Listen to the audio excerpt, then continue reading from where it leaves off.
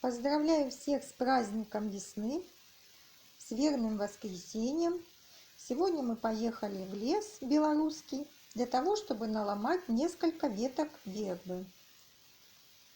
Есть такое поверье, что сломав веточки вербы и прикоснувшись ими к спине своих родных, то есть по спине нужно похлопать этими ветками для того, чтобы было здоровье, для того, чтобы очистить от негатива, от болезней, чтобы люди были здоровы, не болели, чтобы целый год была удача в жизни.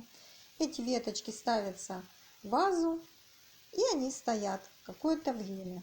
Затем их ломают и закапывают. Если есть участок, то на участке, на огороде, для того, чтобы создать защиту своего пространства. Эти ветки приносят удачу тогда.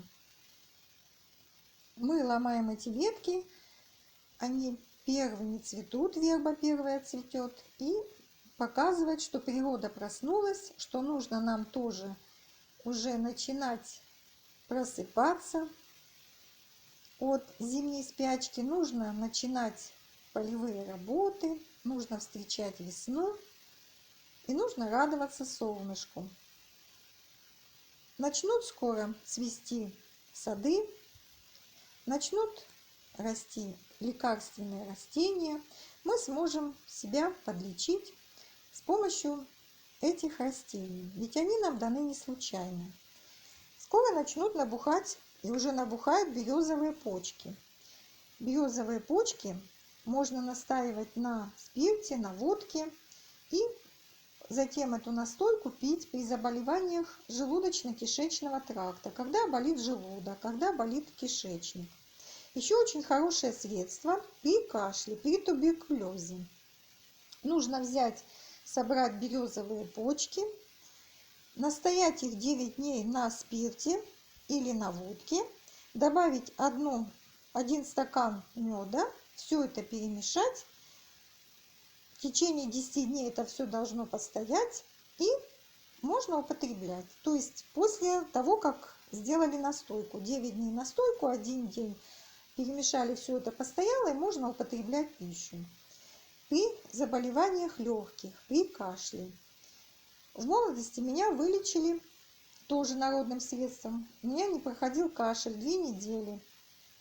И меня мама вылечила таким народным средством. Она принесла мне кипяченое молоко и сказала: закрой нос и выпей. Оказывается, она туда намешала козий жир, затем сок белого лука, молоко кипяченое и немного соды. Все это она перемешала и дала мне выпить. Залпом я выпила целый стакан. Действительно нужно было закрывать нос, потому что это была смесь очень-очень неприятная. Но в течение 2-3 дней я вылечилась полностью от кашля.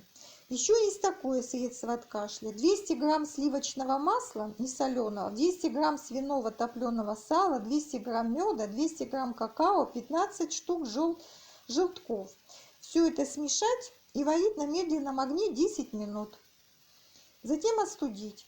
И принимать 1 чайную ложку на 1/4 часть стакана горячего молока. Пить глотками 3 раза в день. Улучшение будет в течение 5 дней, 5-6 дней. Я желаю всем здоровья. Желаю, чтобы весна пришла в каждый дом, чтобы все в жизни у вас было хорошо.